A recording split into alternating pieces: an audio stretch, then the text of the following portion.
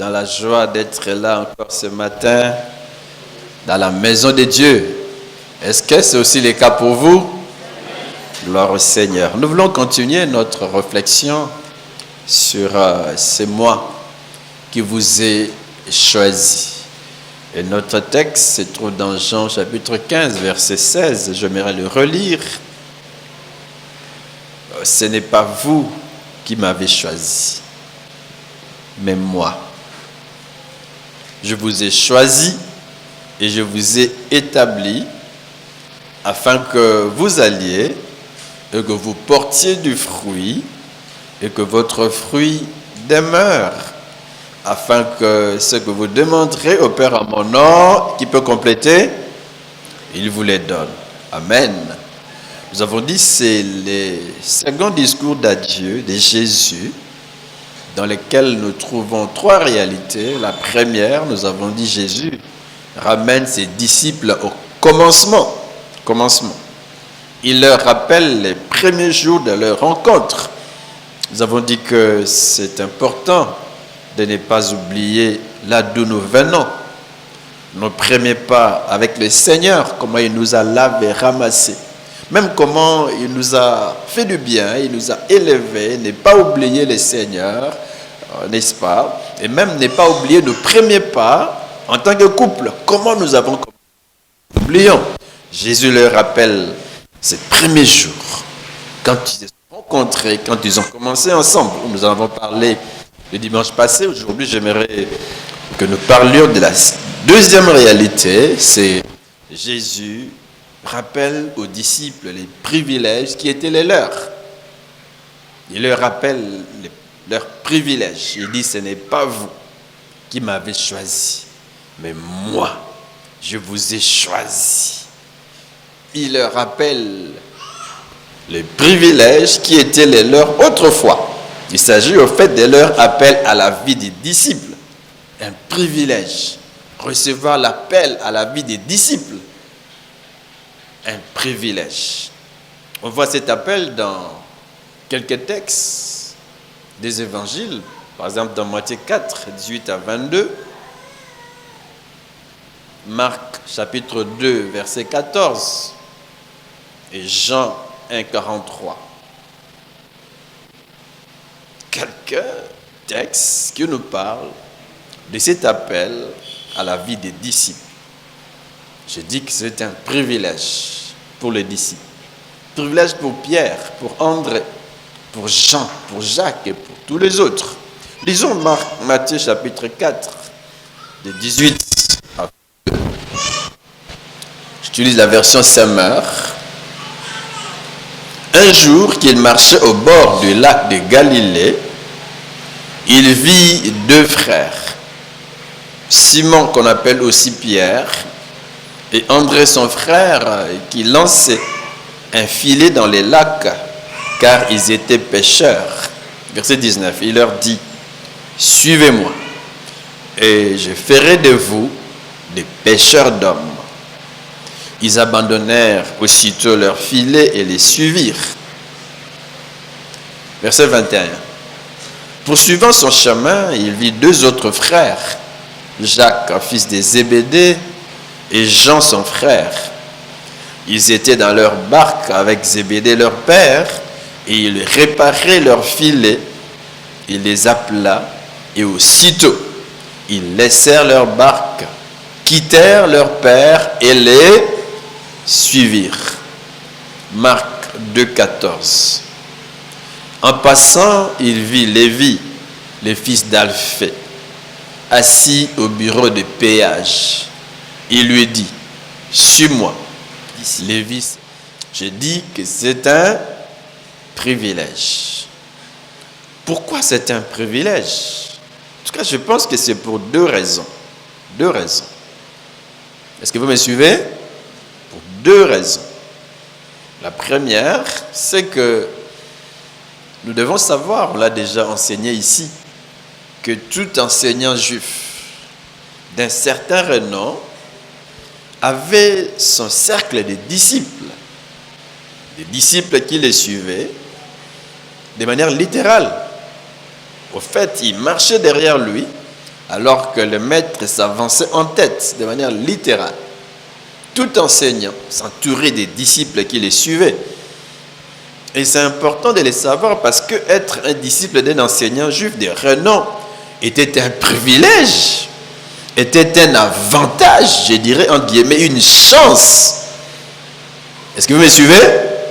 Être le disciple d'un enseignant renommé, une grâce, un privilège. Un privilège. Et c'est un peu ce qui transparaît dans les paroles de Paul dans Actes 22, 3. C'est que Paul déclare. Il dit, je suis juif. Je suis né à Tars, en Cilicie. Mais j'ai été élevé ici, à Jérusalem. Il dit, c'est Gamaliel qui fut mon maître. Comment s'appelait le maître de Paul? Gamaliel. Et il le dit. Il dit, c'est Gamaliel qui fut mon maître. Il m'a enseigné avec une grande exactitude la loi de nos ancêtres. Est-ce que vous suivez? Il m'a enseigné avec exactitude, une grande exactitude, la loi de nos ancêtres. Et j'étais un partisan farouche de la cause de Dieu, ainsi de suite. Il parle de son maître. Il se vante d'avoir été au pied de Gamaliel. Vous allez vous dire, mais qui était Gamaliel? Déjà, selon les paroles de Paul, c'était un enseignant, c'était un maître. Un maître. Mais il y a des précisions dans Actes 5, 34. Là, la Bible soutient qu'il était un pharisien. Pas seulement un pharisien, mais un éminent enseignant de la loi. Vous voyez? Un éminent enseignant. Un grand professeur, comme on peut le dire aujourd'hui. Vous savez que chez nous, au pays, nous avons de grands professeurs. Il suffit seulement de citer son nom. Eh bien, les gens le reconnaissent et tremblent. On le respecte. De grands professeurs, de grands spécialistes en médecine, ainsi de suite. Vous voyez? Donc, Gamaliel, c'est un grand professeur, entre guillemets, de théologie, un grand enseignant, un éminent enseignant de la loi. La Bible ne s'arrête pas là. La Bible ajoute en disant estimé de tout le peuple. Estimé de tout le peuple, était connu. Connu de tout le peuple. Estimé. Respecté de tous. Et ici, il a donné son avis par rapport aux apôtres et on l'a écouté. Vous voyez, mes frères. Donc Gamaliel n'était pas n'importe qui. Un grand enseignant. Parole vivante dit, il jouissait d'une grande popularité parmi tout le peuple. Ah, voilà.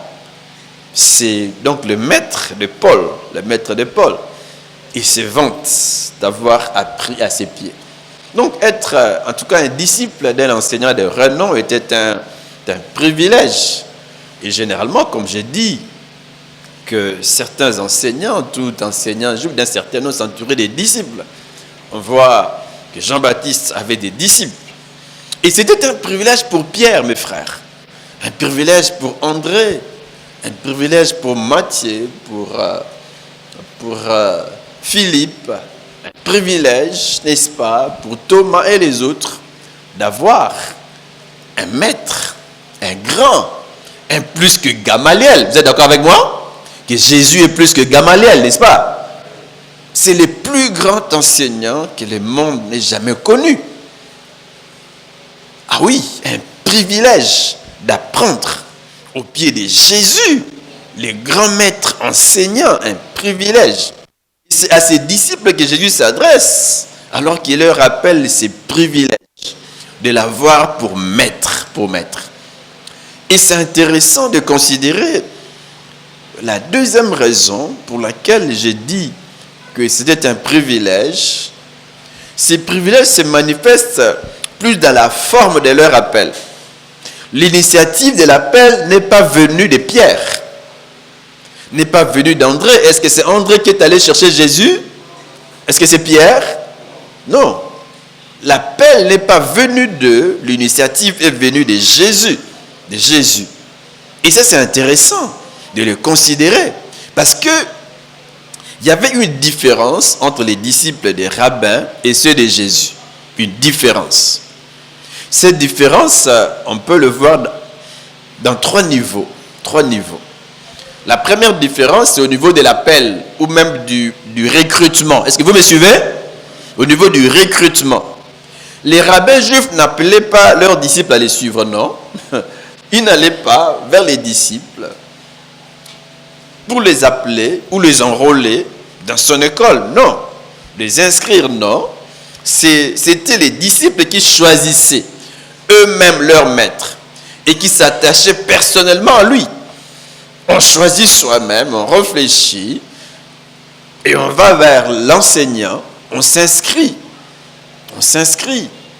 Ce n'est pas les rabbins qui venaient vers les disciples, non. C'est les disciples lui-même qui choisissaient. Et on voit comment Jésus a choisi lui-même ses disciples. J'ai dit que l'initiative est venue de lui. On peut déjà voir que les apôtres avaient une grâce exceptionnelle. Vous voyez cela vous aussi? Est-ce que vous le voyez aussi? Exceptionnel. Très important. Ça, c'est les premiers niveaux, au niveau de l'appel ou du recrutement. C'est les disciples qui vont à l'école, qui vont vers l'enseignant. Mais pour les disciples, pour Pierre et les autres, c'était le contraire. C'est Jésus qui va vers eux. Le deuxième niveau, c'est la prise en charge. C'est au niveau de la prise en charge. Les disciples d'un rabbin pourvoyaient aux besoins matériels de leur maître. C'est eux qui prenaient le maître en charge, tout en s'imprégnant bien sûr de son enseignement. Mais est-ce que Jésus était pris en charge par Pierre, par André, par Jean? Non, mes frères. C'est au contraire lui qui les a pris en charge. Ils étaient toujours avec lui.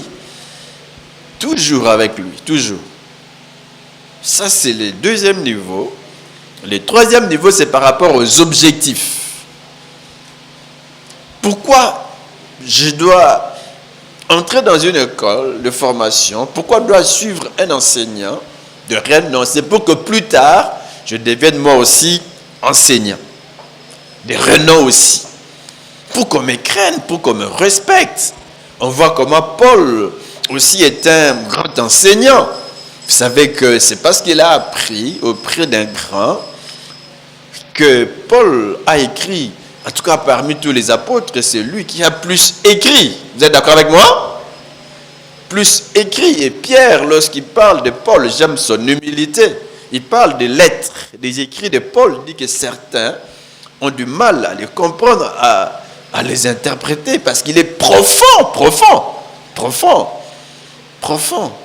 Au fait, on apprend pour devenir aussi enseignant, n'est-ce pas? Mais les disciples de Jésus n'étaient pas appelés à devenir à leur tour des enseignants, en fait, selon l'entendement des rabbins de l'époque, mais à rester des disciples, des apprenants, attachés toute leur vie à leur maître.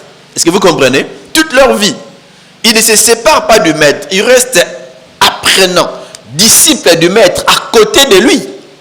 Amen. 3 niveaux de différence entre l'appel de Pierre et des autres et l'appel des disciples des autres enseignants juifs. C'est là où j'ai dit que c'était un privilège. L'initiative n'est pas venue d'eux, mais est venue de qui? De Jésus. Amen. C'est pour ça que Jésus leur dit, c'est moi qui vous ai choisi. Ce n'est pas vous. Vous n'êtes pas venu vers moi, c'est moi. Je suis allé vers vous. Je vous ai choisi, je vous ai appelé à être mes disciples. Quel privilège. Est-ce que vous savez que nous aussi, nous avons bénéficié d'un grand privilège de la part de Dieu? Ce n'est pas nous qui avons choisi Jésus. C'est lui qui nous a choisis, les premiers à nous aimer, les premiers à nous choisir, les premiers à nous sauver, n'est-ce pas? Qu'avons-nous donné à Dieu pour être sauvés? Rien. Qui est venu vers nous? C'est Jésus qui est venu vers nous. Quel privilège! On voit que lorsque quelqu'un, n'est-ce pas, est sauvé, il reçoit Jésus, il marche avec Dieu, c'est aussi un homme privilégié. Est-ce que vous êtes d'accord avec moi? C'est comme on en a parlé le vendredi avec les prédicateurs qui dit que nous sommes des élus de Dieu. Dieu nous a choisis. Dans sa souveraineté, Dieu nous a élus. Il nous a lavés de tous nos péchés et il nous a donné sa vie. Nous sommes des privilégiés. Vous êtes d'accord avec moi? Intéressant. Nous avons reçu l'appel de Dieu. En fait, l'appel au salut. Et gloire à Dieu parce que nous avons répondu en disant oui. En disant oui. Seigneur, je viens. Mais ça ne s'arrête pas là. Avant de continuer, nous devons noter c'est vrai, j'ai dit que c'est Jésus qui lui-même a appelé ses disciples. Mais notons qu'à cet appel était attaché, c'est vrai, des dangers, de l'honneur. Mais de manière générale, n'est-ce pas, à cet appel était attachée une très grande responsabilité. Une grande responsabilité. Une responsabilité, je dirais, à deux aspects. Est-ce que vous me suivez? Deux aspects de responsabilité. Le premier, ils doivent tout quitter. Le deuxième aspect de responsabilité, ils doivent suivre le maître. Intéressant. C'est vraiment vrai, mes frères, car je peux encore le dire que les disciples d'un rabbin, après le choix de son maître, devaient s'engager à tout quitter. Je l'ai dit le dimanche passé. Ils devaient quitter famille, travail familial, amis, etc. pour consacrer sa vie à être comme son maître. Comme son maître. Et même à les suivre partout. J'ai dit que les disciples suivaient son maître partout de manière littérale. Partout où allait, n'est-ce pas, son maître, il était là aussi. Derrière lui, le maître à la tête et les disciples après. Ils les suivent. Et lorsque, n'est-ce pas, tu deviens disciple d'un rabbin, tu dois tout quitter. Tu quittes les affaires familiales. Au fait, tu n'as plus tes propres projets à toi. Ton projet maintenant, c'est d'apprendre et de devenir comme le maître. C'est là où Jésus dit que tout disciple accompli sera comme son maître. On cherche à devenir comme lui et on le suit partout. On abandonne, on doit tout quitter. Et c'est pratiquement ce qui est arrivé aux disciples. Comme vous serez d'accord avec moi que Jean, Jacques, Simon et André ont été appelés dans leur lieu de travail. Ils travaillent et Jésus vient les appeler là. On sait qu'André et Simon étaient frères. On sait aussi que Jean et Jacques étaient des frères. On l'a lu que Jacques et Jean travaillaient avec leur père, Zébédée. Ils avaient des ouvriers avec eux. Et Jésus les a appelés en disant « Suivez-moi ». N'est-ce pas vrai? Dans Matthieu 4, 19, il dit « Suivez-moi, je vous ferai pêcheurs d'hommes, pêcheurs d'hommes ». Seigneur dit « Suivez-moi et je ferai de vous des pêcheurs d'hommes ». Parole de vie dit « Venez avec moi, venez avec moi ». Nouvelle Bible seconde dit « Venez à ma suite ». Qu'est-ce que Jésus leur dit comme appel? Il les appelle par quelle parole? Il dit, qu'est-ce qu'il dit? Suivez-moi, suivez-moi, suivez-moi. Alors, quelle a été la réaction des disciples? Pour Simon et André, on peut le voir dans Matthieu 4, 20 à 22. Pour Simon et André, la Bible dit, ils abandonnèrent aussitôt. Aussitôt leur filet et les suivirent aussitôt. Ils ont tout abandonné. Au sujet de Jacques et Jean, il est dit, et aussitôt, ils laissèrent leur barque, quittèrent leur père et les suivirent. Ils ont laissé quoi? Leur barque. Et ils ont quitté leur père pour suivre Jésus. Vous vous rappelez les paroles de Jésus? Il dit, si quelqu'un n'est même pas plus que son père, sa mère, si quelqu'un n'est pas prêt à tout quitter, père et mère, n'est pas dit d'être mon disciple. On voit qu'ils ont tout quitté. Ils abandonnèrent aussitôt leur filet et les suivirent. Jacques et Jean, aussitôt, ils laissèrent leur barque, quittèrent leur père et les suivirent. Vous voyez le mot aussitôt. Donc, tout de suite, sans contester, sans se poser trop de questions. Simon et André ont abandonné leur travail, n'est-ce pas vrai? Et Jean et Jacques, leur travail aussi, mais aussi leur famille. C'est pour ça que plus tard, Simon va dire à Jésus, mais voici, nous avons tout quitté et nous t'avons suivi. N'est-ce pas vrai? Nous avons tout quitté et nous t'avons suivi. Il y a les deux aspects là. Le premier, c'est quitter et le second, c'est suivre. Intéressant. On peut déjà noter ici que Dieu nous appelle à tout quitter. À tout quitter, mes frères. À tout quitter. Je l'ai dit les dimanches passés. Dieu nous appelle à tout quitter. Et Dieu nous appelle à une vie de disciples. Dieu nous appelle à devenir ses disciples. Tout quitter et devenir ses disciples. Et c'est intéressant que nous puissions, en tout cas, bien y réfléchir. Je peux même nous poser cette question. Êtes-vous prêts à tout quitter? Êtes-vous prêts à les suivre? Êtes-vous prêts? Il dit, c'est moi qui vous ai choisi. Mais il faut une réponse au choix de Dieu. La réponse doit être positive. Et on voit ici que la réponse des disciples était négative. C'est ça? Elle était comment? Positive. Et ils sont un exemple pour nous. Lorsque Dieu t'appelle, il t'appelle dans sa souveraineté. Et lorsqu'il t'appelle, c'est une faveur qui te témoigne. C'est une grâce que vous recevez de Dieu. Est-ce que vous me suivez? Une grâce. Ce n'est pas nous qui l'avons choisi, c'est lui, mes frères. Ce n'est pas nous qui nous sommes sauvés, c'est lui qui nous a sauvés. Nous sommes des élus de Dieu. Des élus, des privilégiés. Est-ce que vous êtes d'accord avec moi? Est-ce que vous en êtes conscient? Est-ce que quelqu'un peut dire, moi, je suis privilégié? J'ai une grâce exceptionnelle. Est-ce que vous pouvez le dire pour vous-même? J'ai une grâce exceptionnelle. Dieu m'a choisi. Au fait, il me connaît. Alléluia. Et il a des desseins sur moi. Dieu vous a choisi. Dieu vous connaît. Il a un plan pour votre vie. Mais il attend votre réaction, votre réponse à son choix, à son élection, à son appel. Les disciples sont appelés, ils sont choisis, ils sont appelés. Eh bien, ils répondent positivement. Un, ils vont tout quitter. Tout quitter. Et deux, ils vont suivre Jésus. Je l'ai dit ici, qu'il ne s'agit pas d'arrêter avec le travail, non. D'arrêter avec les études, non. C'est vrai qu'à certaines personnes, Dieu peut dire, arrête le travail. Il faut vraiment être sûr que c'est Dieu qui m'a dit d'arrêter. Vous êtes avec moi? Dieu peut vous dire, arrête le travail. Arrête, moi Dieu m'a dit, arrête. Maintenant, c'est le temps de tout arrêter. C'est le temps d'étudier maintenant. Dieu me l'a dit, maintenant, arrête tout. Dieu m'a appelé depuis longtemps. Mais à un moment donné, au début de 2004, fin 2003, Dieu me dit, arrête maintenant, arrête. Va étudier, arrête. C'était clair. Vous devez être sûr que c'est Dieu qui vous dit d'arrêter de travailler. Si vous êtes appelé à un ministère particulier. Mais de manière générale, tous nous avons reçu l'appel de Dieu. Et cet appel nous pousse à tout quitter. Je ne dis pas que vous devez quitter votre travail, non. Que vous devez quitter les études. J'ouvre une parenthèse. Que personne ne dise, voilà, moi, Dieu m'a appelé, c'est pour cela que j'arrête avec mes études. Non. Si vous travaillez à côté de moi, vous étudiez, vous dites, pasteur, je vais arrêter. Je vais vous dire non. Est-ce que je me fais comprendre? N'arrêtez pas vos études. Allez loin. Parce que Dieu se sert de tout ce que nous sommes et de tout ce que nous avons pour sa gloire. Est-ce que je me fais comprendre? Dieu se sert de tout ce que nous sommes.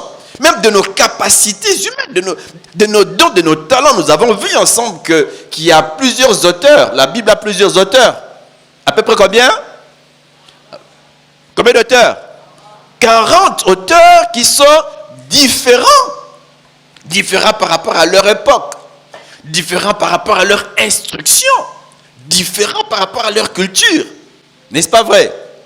N'est-ce pas? Il y a eu des rois, il y a eu des prophètes. Dieu s'est servi de tous ces gens, toutes sortes de gens, de toutes sortes de cultures, de capacités, pour écrire sa parole. N'arrêtez pas avec les études. Je me fais comprendre. N'arrêtez pas. Dieu m'a appelé, oui, mais j'étudie. Dieu m'a appelé, même si l'église veut vous prendre en charge, mais d'abord, allez jusqu'au bout de vos études séculières. Allez. Est-ce que vous êtes avec moi? Est-ce que vous êtes avec moi? Alors, je ne dis pas que nous devons quitter travail, études, quitter famille pour dire, papa, désormais, je ne suis plus votre fils. Non, je ne le dis pas. Ok, pas. Mais ici, il s'agit d'être tout pour Dieu. Tout pour Dieu. Toute ma vie pour Dieu. Plus de relations avec le monde. J'arrête avec Marie-Jeanne. J'arrête avec tonton Job. J'arrête. Si j'avais, n'est-ce pas, de relations contre nature avec lui, avec elle, j'arrête. Coureur de jupons, j'ai dit non, j'arrête. Tout ce qui peut me distraire, m'empêcher d'être tout ce que Dieu veut que je sois, j'arrête. Vous savez, il y a des choses qui ne sont pas forcément des péchés, mais avec lesquelles on doit arrêter. Si cela devient, n'est-ce pas, une pierre d'achoppement, si cela devient peut-être un frein, un blocage qui m'empêche d'être tout pour Dieu. Vous êtes avec moi? Certaines relations, même si par nature elles ne sont pas mauvaises, mais si elles me prennent tout le temps et m'empêchent d'être ce que Dieu veut que je sois, eh bien j'arrête avec tout cela. Il faut tout quitter. Est-ce que quelqu'un peut dire tout quitter? Tout quitter. Tout quitter. Intéressant, je dis, s'il ne s'agit pas d'arrêter avec notre travail séculier, avec nos études, même si il y a des personnes particulières qui Dieu peut dire arrête, n'est-ce pas, le travail, mais ici il s'agit d'être tout pour Dieu et de devenir les disciples de Christ. Est-ce que vous êtes avec moi? Important. Ça c'est le premier aspect, tout quitter. Chacun doit être sûr qu'il a tout quitté, qu'il est tout pour Dieu, qu'il n'y a rien en lui qui peut, n'est-ce pas, attirer dans sa vie les jugements de Dieu ou même des hommes. Tout quitté, j'ai tout arrêté. Tout arrêté avec le fétiche. Tout. J'étais ténèbres hier, aujourd'hui je suis lumière. Tout. Est-ce qu'on est ensemble? Tout arrêté avec la corruption, j'ai arrêté. Avec la tricherie, j'ai arrêté. J'ai arrêté. Je ne suis plus ce que j'étais avant. Je suis une nouvelle créature. Je ne triche plus. Hier, j'ai triché. J'ai laissé mon mari à la maison. J'ai sorti avec les maris des autres. J'ai triché. Mais aujourd'hui, j'ai tout arrêté. Vous êtes avec moi? Hier, j'ai sorti avec des filles, avec des femmes d'autrui. Mais lorsque j'ai entendu l'appel de Dieu, que je me suis tourné vers le Seigneur, eh bien, j'ai arrêté. Je ne sors plus. J'ai renoncé à tout cela. Je renonçais à tout. Je suis tout pour Dieu. Nyonso pona yo. Lelo na pesi elaka kosalela. Nyonso pona yo. Motema nanga pona yo.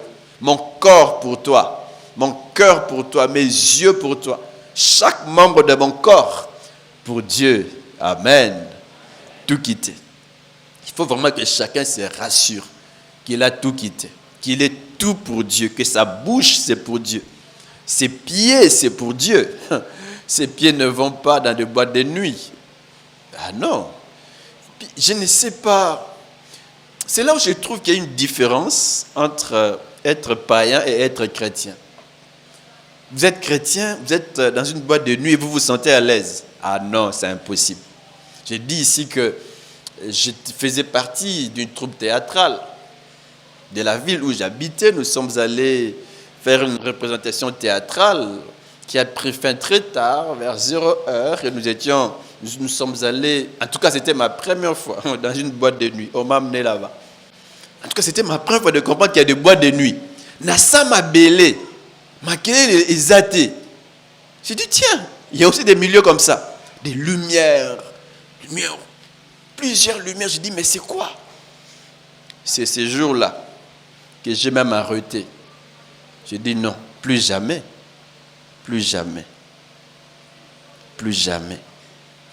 Comment on se sent à l'aise dans un tel milieu? Il y en a qui se sentent à l'aise dans un bar. Moi, je n'entre pas dans des bars. Non, même si on va dans un deuil, finalement on dit, je suis avec mes frères en famille, tout qui n'est tout mais la sucre. Ou à bar, ils savent que je n'entre pas jamais. Non, même s'il n'y a pas de musique, m'aller m'asseoir pour prendre même un sucre, non. Comment pouvez-vous vous sentir à l'aise dans un tel milieu?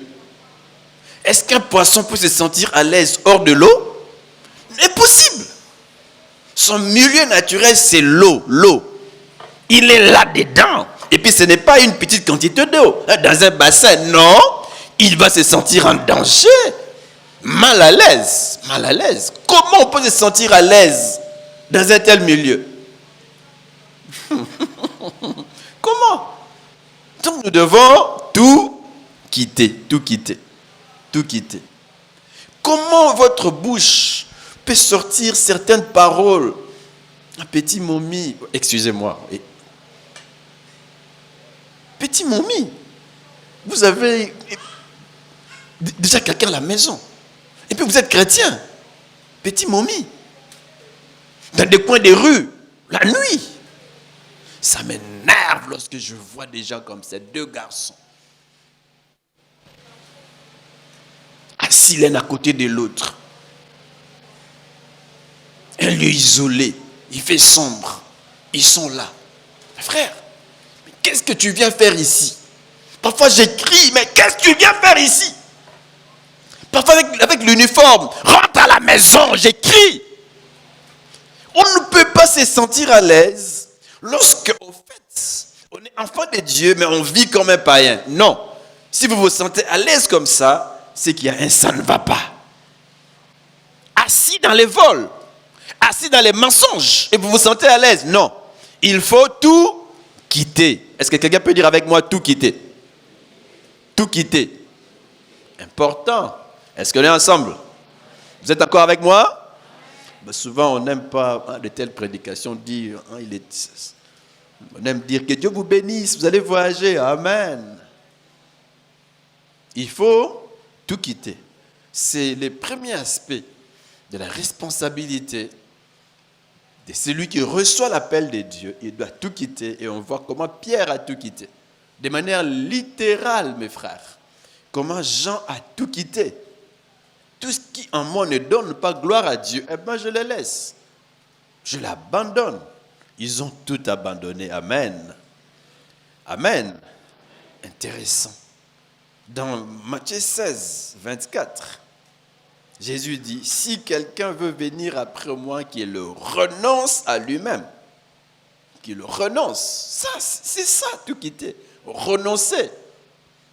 Au fait, s'il faut bien comprendre ces termes, renoncer, c'est n'avoir aucun projet d'avenir.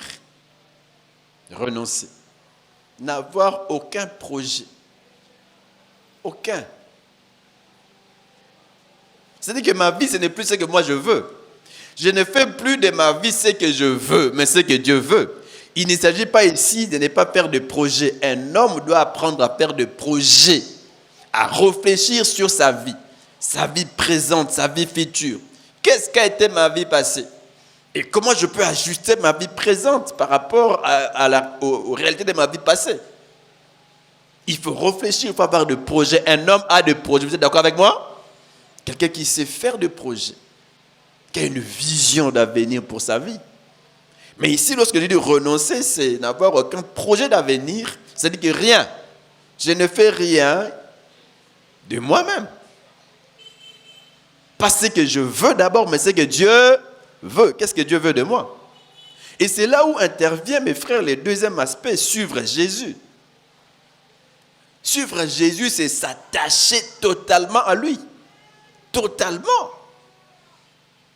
Jésus dit, si quelqu'un veut venir après moi, si quelqu'un veut me suivre, il doit commencer par renoncer à lui-même. Il doit d'abord tout quitter, qu'il se charge de sa croix et qu'il me suive. Intéressant. C'est s'attacher totalement à Jésus. Totalement. Totalement. Je m'attache totalement. C'est lui vouer une obéissance sans limite. Sans limite. Dans tout le domaine de sa vie. Une obéissance sans limite. Sans limite. Tout ce qu'il me dit, je le fais. C'est le suivre partout où il m'amène. Partout, je le suis partout. Et partout où je peux être, je reste chrétien. Partout où il m'amène, je le suis. Est-ce que vous me suivez?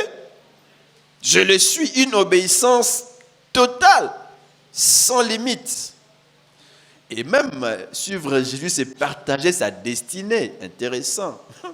Partager sa destinée. Jésus est passé par la mort, il est passé par la souffrance. Eh bien, les disciples doivent être prêts à souffrir à cause du nom de Jésus. Cet aspect ici, souvent nous l'oublions. Jésus, c'est être prêt à tout pour lui. Être même prêt à souffrir. Être prêt à être tué à cause de son nom.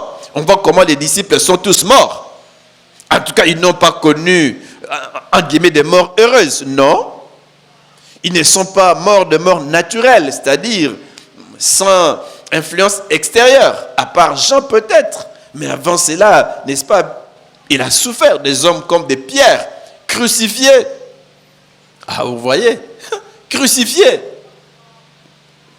Crucifié comme son maître. Mais la différence maintenant, c'est que lui était crucifié tête en bas.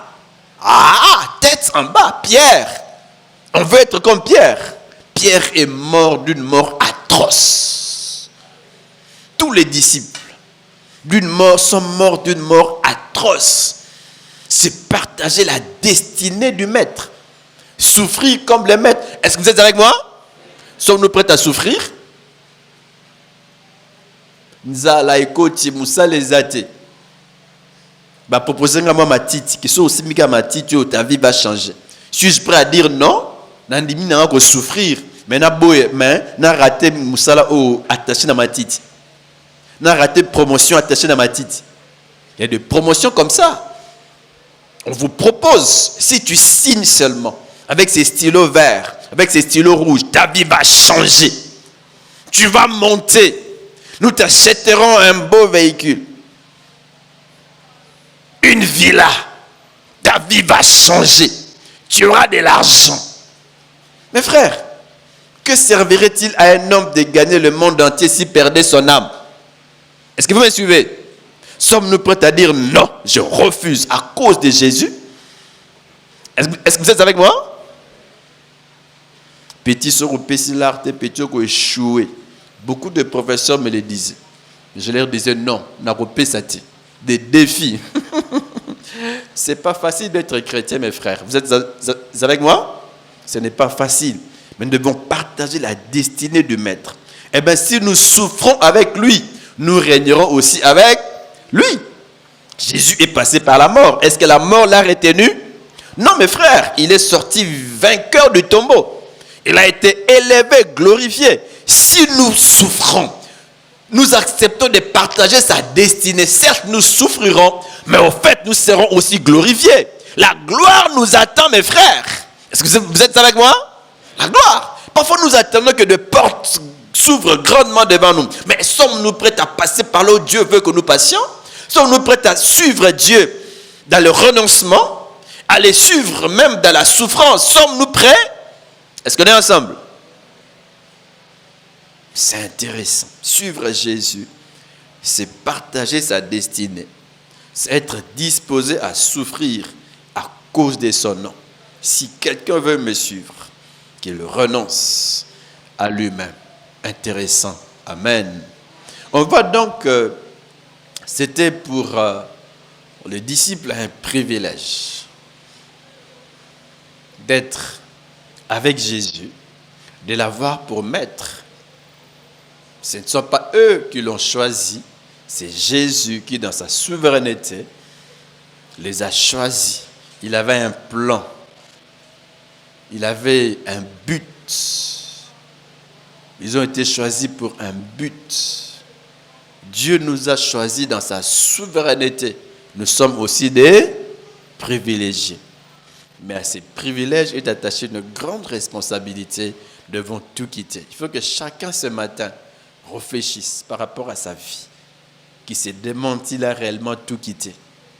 Tout quitté. Tout quitté. Tout quitté.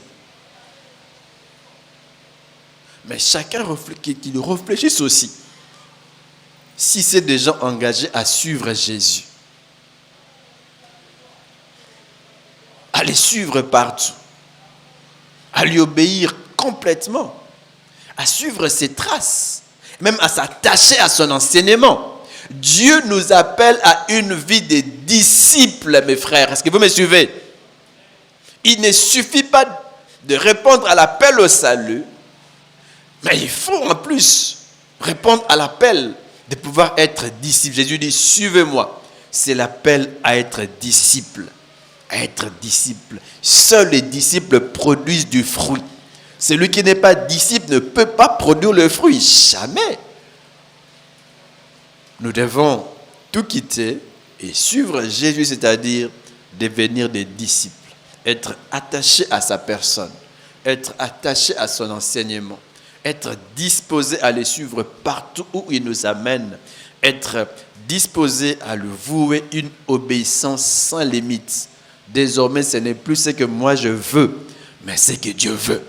Si pour moi c'est bien de juguler avec des indices, tout ça, je change des chiffres ici, tout ça, je change un peu le montant sur la facture pour gagner un peu, si c'est bien pour moi, mais que c'est mal pour un chrétien, que Dieu ne veut pas cela, j'ai dit non. Non pas ce que je veux, mais ce que Dieu... Non pas ce que je veux, mais ce que Dieu veut. Important, c'est ça la vie à laquelle Dieu nous appelle. Que chacun réfléchisse. Ai-je déjà tout quitté? Est-ce que je me suis vraiment engagé à les suivre? Est-ce que je suis Jésus? Est-ce que je lui obéis sans limite? Est-ce que j'accepte d'apprendre à ses pieds? D'être attaché à sa personne? D'être attaché à son enseignement? De faire ce qu'il demande que je fasse? Courbons nos têtes dans la prière. Que chacun réponde à ces deux questions. Avez-vous tout quitté? Suivez-vous Jésus?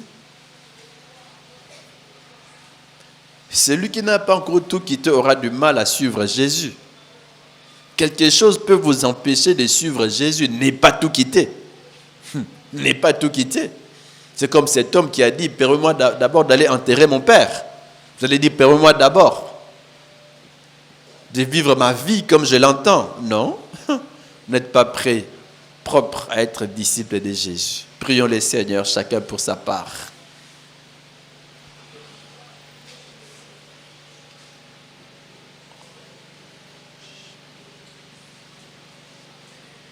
Chacun pour sa part, nous prions le Seigneur.